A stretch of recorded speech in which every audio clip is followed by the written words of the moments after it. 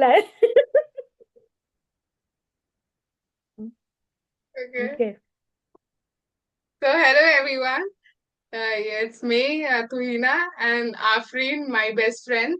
It's our first venture together on English literature since we are both very passionate and freaks and nerds about it. So let's begin with a little bit of the orientation. Afreen, over to you. Oh, so I figure I should just give the introduction kind of in the sense that we are both big nerds about English literature, and we kind of bond for literature. And then we just decided that since we talk so much about literature together, might as well record it and try to make some money out of Yes, censor करें. This is going to be but censored.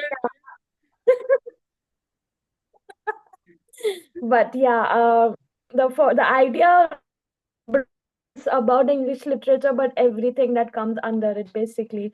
So we are going to be focusing on interactions with literature, on the very aspects of literature regarding, I don't know, from art to anthropology or even technology or science fiction, for example.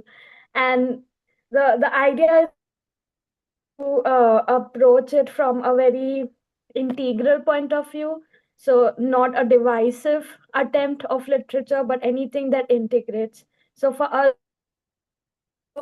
an exploration of literature as our kind of a spiritual practice for us, because it's something that captures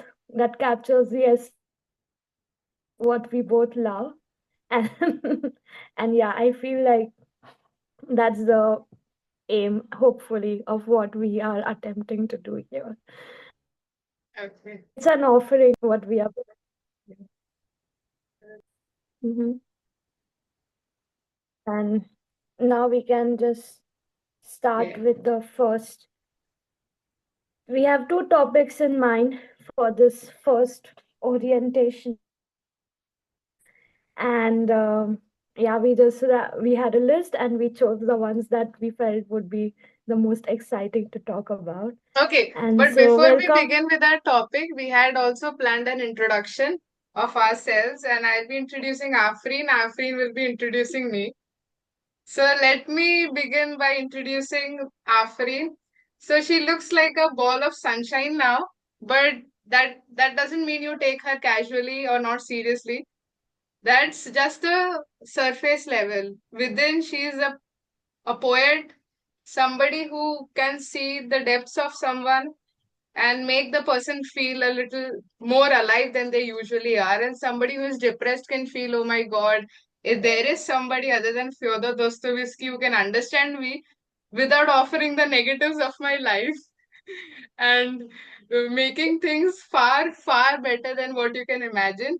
Which is why, for a literature podcast, I think there is no better person than Afreen herself. And right now, coming to the material aspect of life, she has pursued her PG diploma in the University of SOAS with art history, and now she has completed a double masters in global history in Austria as well as in Belgium in University of Vienna, right? So yeah, so we have here with us an English literature with a sublimity and inclination towards art history as well as global history. Okay, all the best. Ooh, ooh, very good, very nice. You forgot to mention that we are both also Xavierites. Yes, that's true. Ah, That's how we met. We don't met know. in our college and we continued and we will continue unto our die. Okay. Xavier. Oh, ooh. Okay. Chalo. Okay, wow, you gave me such a good introduction, man. I feel so nice. Ball of sunshine. सब आएंगे solar energy मांगने.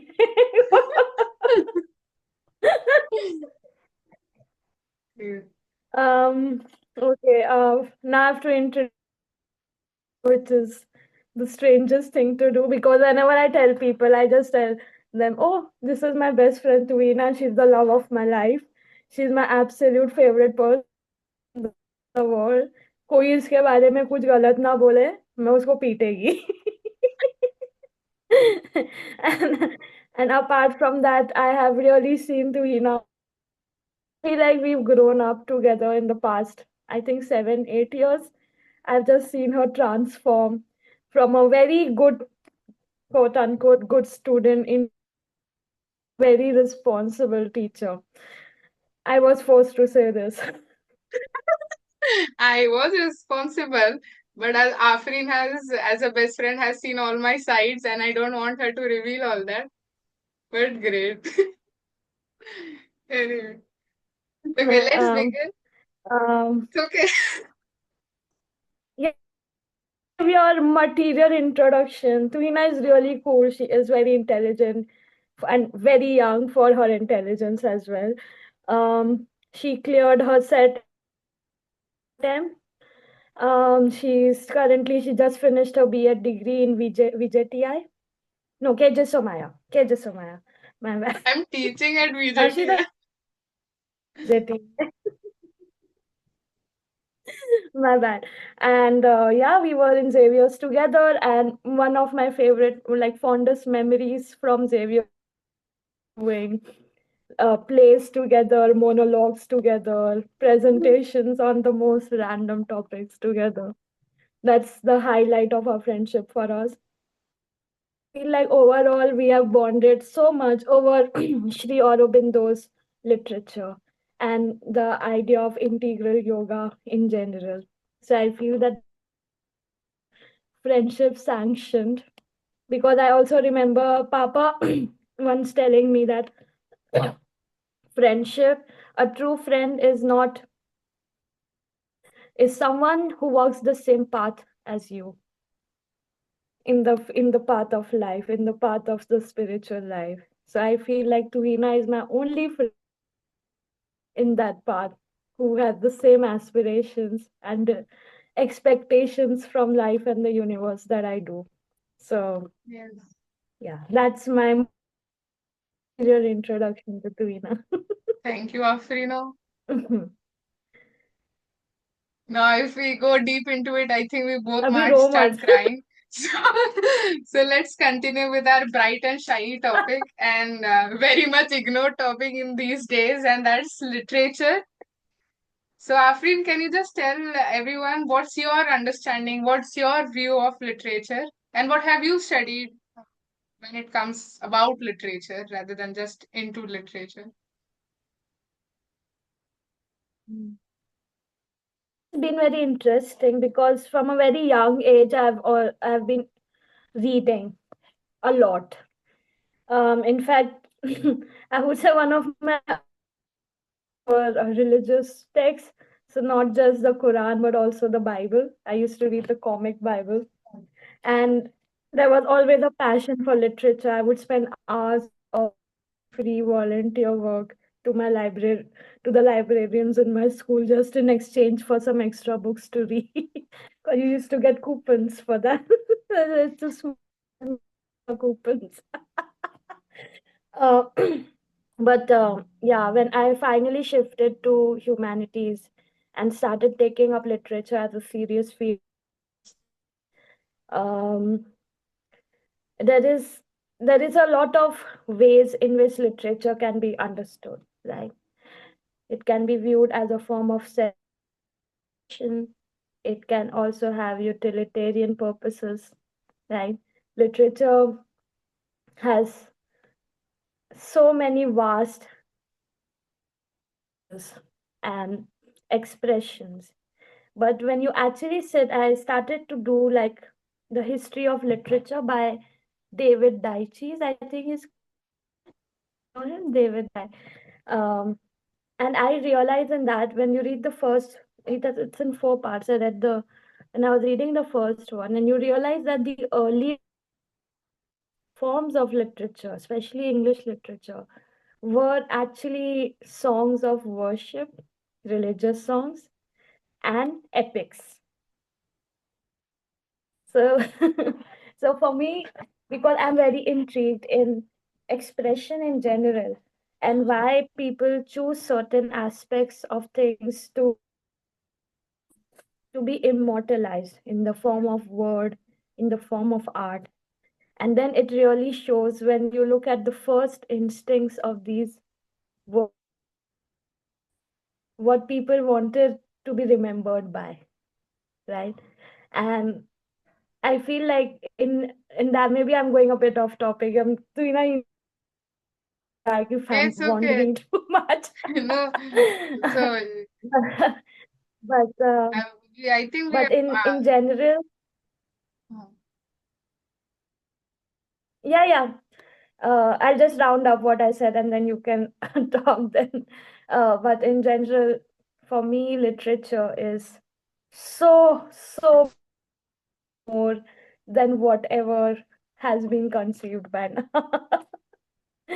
It's the sheer variety of expressions in itself gives literature a distinct position in our culture.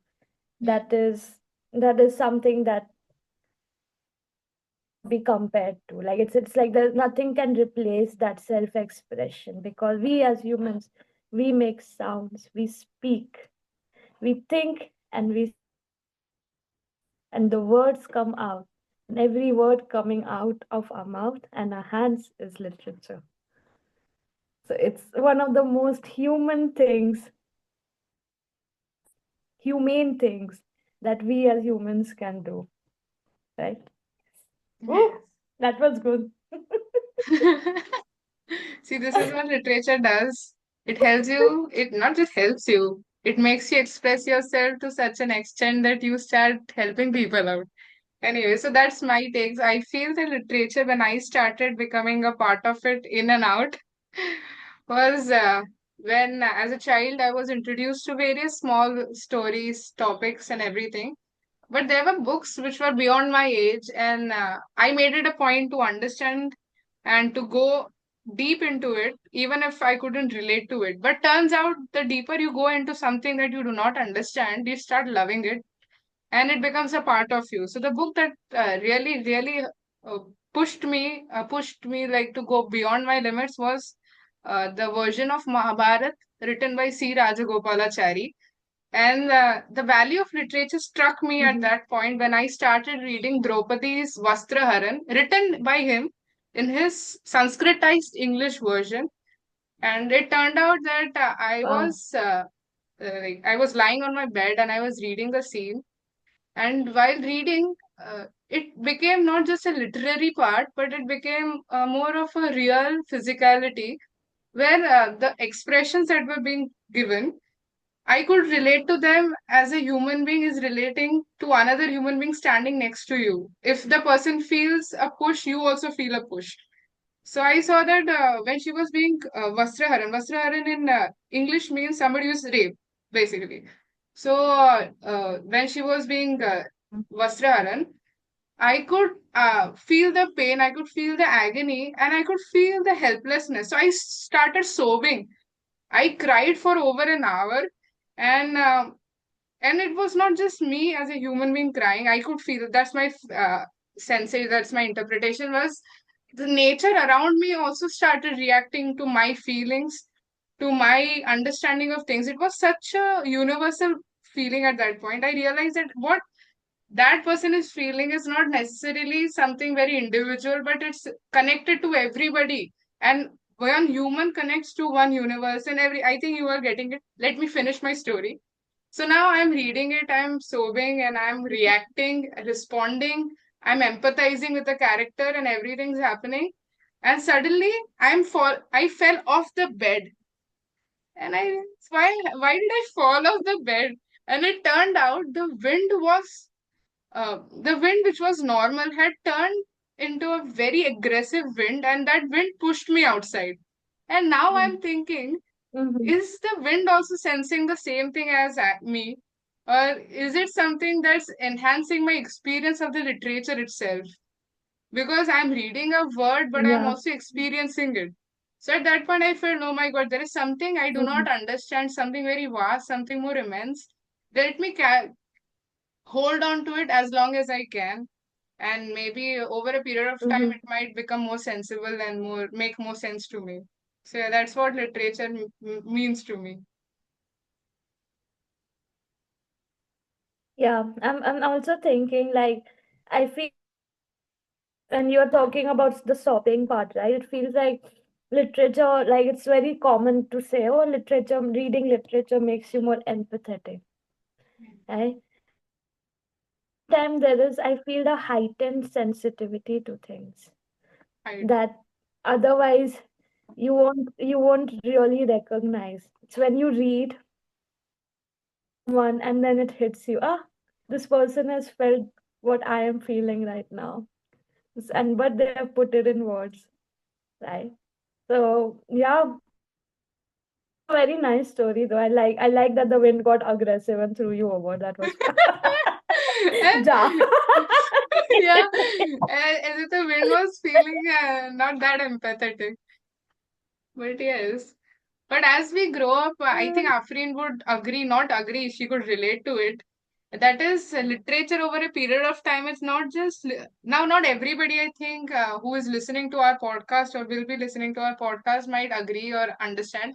But when you start reading literature for years and years and years together, and as you grow up, you mature, you realize Mhm, that literature is actually much more than sensitivities, not sensitivity in the sense heightened sensitivity, that's just a different thing. I'm saying in the terms of emotions, that literature is very popularly or generalized, that it's all about emotions, it's all about either intellect or some basic nature desires. But no, literature is something that adds on to your aspiration. It adds on to what you want to progress in life.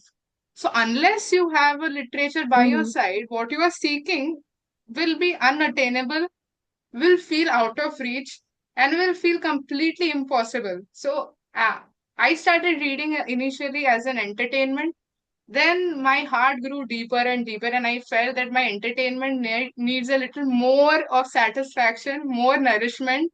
I can't deal with unhealthy literature. mhm. So then I met Afreen, who introduced me to n Papa, number of literature. We used to read right from Rumi to who else? George Orwell. Different interpreters. Huh? People, Sorry? uh, uh, we used to read George Orwell, like from Rumi to George Orwell. ऐसा Yes. Library में Xavier's का library में पग बैठने का और कुछ भी उठा के पढ़ने Gilgamesh, I read Gilgamesh in one sitting, and Tuhina was sitting next to me reading something. Yeah, Yeah, we have I spent so remember many it. hours in our Yeah, I remember library. people in the library sleeping. I remember people in the library romancing. But that's not a bad thing. I think that the books in the library make the environment so conducive to be yourself that people can do anything, and then even then they'll feel okay about it. Oh, So I never judge, but I if that's what you want to look at, then yeah, okay. I remember finishing an entire autobiography of Gandhiji and my friends chit chatting about whether God exists or not. So that's also something enhancing, and it Uh-huh. shows that in library you actually find enlightened people too. So that's one of a kind. Yeah, yeah, oh, definitely. Most definitely.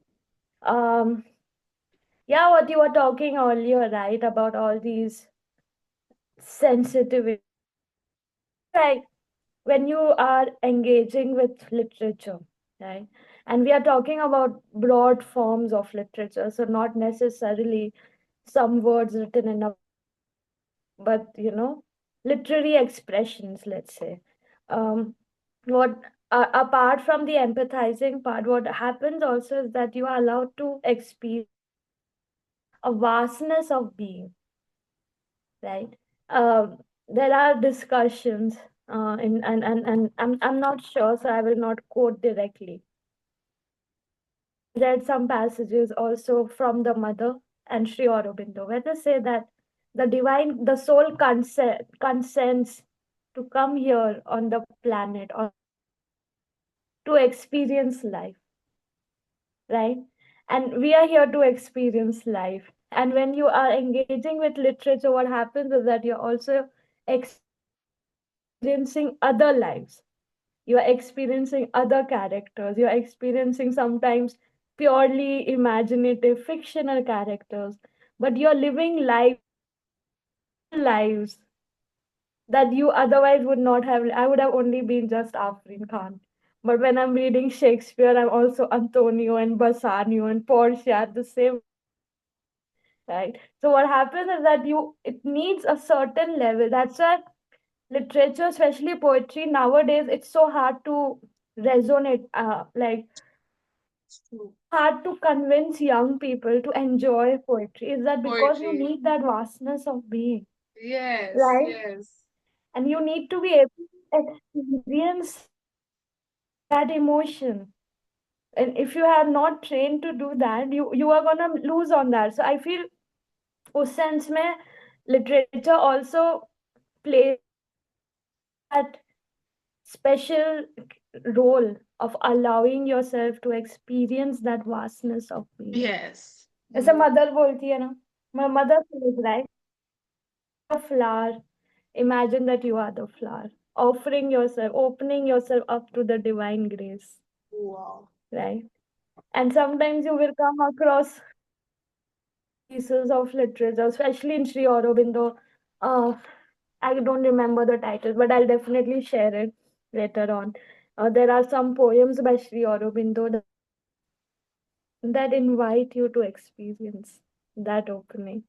Am I a flower? Yes. No. No, there But is the one flower is poem also that's living. Invitation, which relates to what you have said. And it's about Yes, Sri yes. Aurobindo narrating that he has gone on the mountains, he has experienced the vastness, and the spiritual heights are just so vast and inviting him to attain those things. Mm-hmm. Or like, for example, Wordsworth's Daffodils, for example. It's such a cute, but why is it so universal? Because it invites you to experience nature, but in a very, in such a subtle manner, you don't even realize it. But for a moment, you are a daffodil in the sun. Yeah.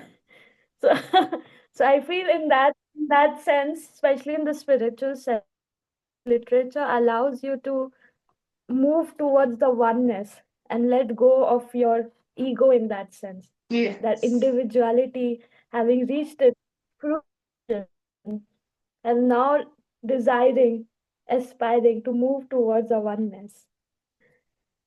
And yeah, it fits in very well with what you just what you're talking about, right? I got too passionate. So that's what this podcast is all about. You need to be passionate.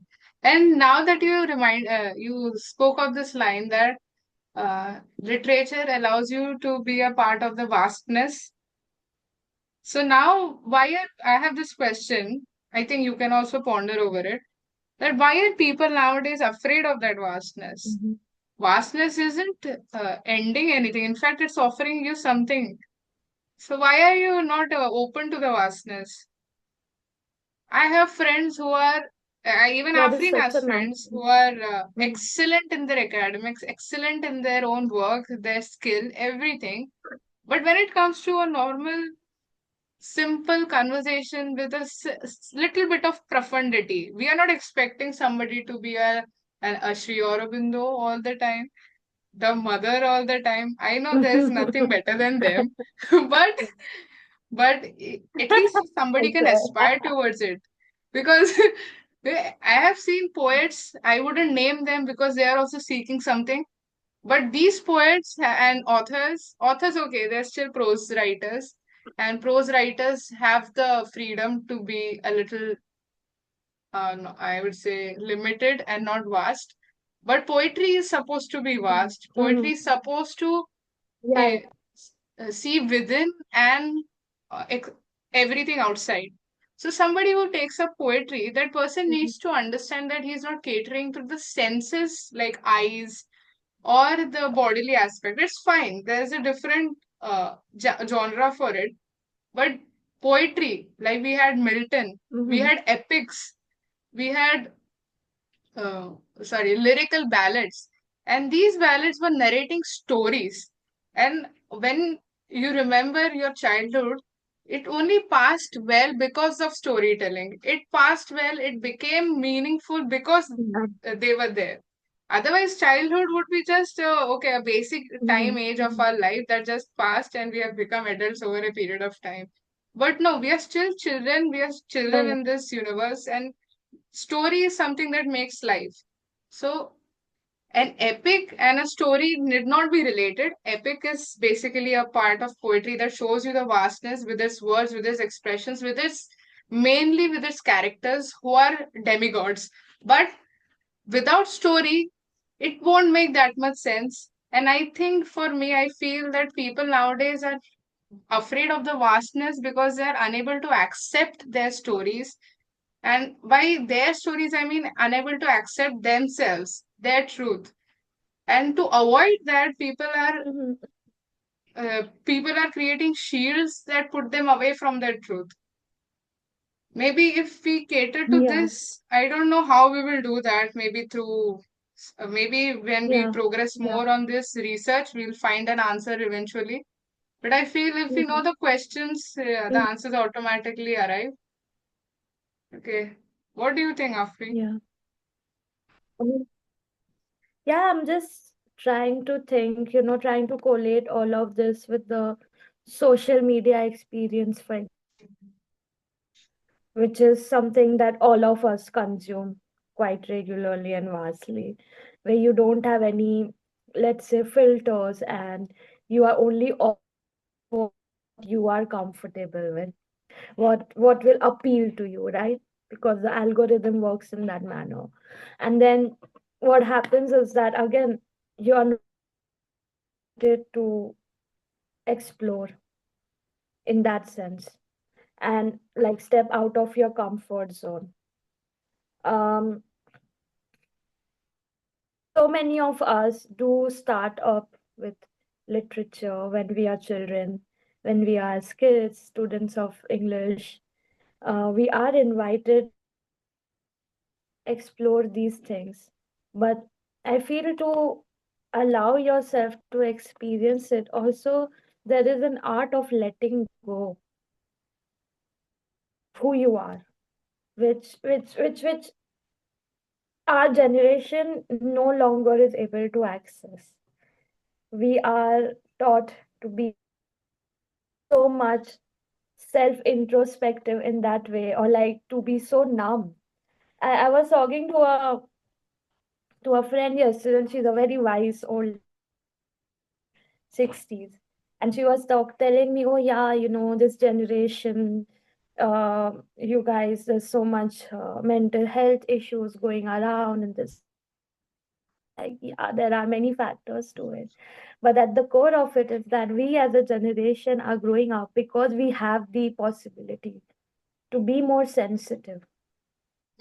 That's true. But the reaction to that sensitivity is numbness, which should not be the case, right? Because it will lead you nowhere. The sensitivity, like I was telling her, that if you feel, oh, the world is a bad place, then go and do something about it. Even if it's the smallest thing, even if it's just lifting a pencil and putting it here. But if you feel you're making the world a better place by lifting this pencil, then do it. Don't run away from it. Yeah. Right? So I feel like that's another reason why people run away, not run away, but are unable to connect with poetry in that sense. But I mean, there are exceptions, like you do see Instagram posts and stuff like that. Um, but in general, people don't really allow themselves to experience it because it can be too overwhelming in a world that is so focused on filling us up with useless information and scaring us all the time. Yeah. Because there Right. was a time I myself So was not open and to poetry to the large extent till I reached my what you say, saturation level, and I had to put myself into poetry. Otherwise, I was happy with novels, proses, Mm-hmm. stories as such, to engage myself and to keep myself uplifted. But then poetry is something that Yeah, makes you because self-reliant also at one point. So yeah. and like there comes a point, right, when the world does not make sense to you. It's the inner instinct where you feel like the world is so unfair, the world is wrong, there's something not right in the way things are happening. Yes. You move, you explore a bit, you read poetry, you read different authors, you read different perspectives on life, and you realize no, there is something here that is worth fighting for. There is something here that we should be doing, that we should be working towards. Maybe it's just me being hyper optimistic. but there was a point where I used to be very quite pessimistic, I would say. Not very, but quite. There's a difference. and, and in that sense, then poetry can be a very scary, a very overwhelming, a very fearful thing, because you are invited to be Mm. more than yourself. And when your core is not settled, when your Mhm. foundation is not strong, when you don't know who you are, poetry can be very scary, because Yes. it might ask you, it might question you, it might challenge you in ways you didn't expect. And then when this world is so overwhelming, you're like, why should I even bother? Like, money, oh my God, boys and girls, oh my God, this is what thing life is about. But that's why there is an emptiness, because you realize that the soul cannot be enriched with just these things. So I think that's my answer to your question. We are way Okay. beyond our time limit. By the way, I don't think Yes. we We have only 5 minutes now till we wrap up because Zoom is going to end in 5 minutes. Anyway, so this was our first uh, podcast on what is literature and its importance in our world today. And we hope to discuss it further with you all. So please comment, please share your feedback, please share your thoughts. We would like to chat with people beyond ourselves because we want to learn more and more and more. And there are some questions that came up today in oh this yes. video. We hope you ponder on them. At least it must have struck you at heart somewhere. We couldn't quote maybe a lot of things. We tried as many things to offer you.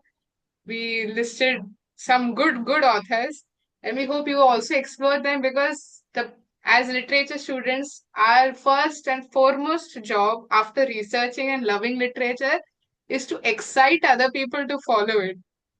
So I hope I wouldn't have to Mhm. say this again in our upcoming videos and you are automatically interested in it.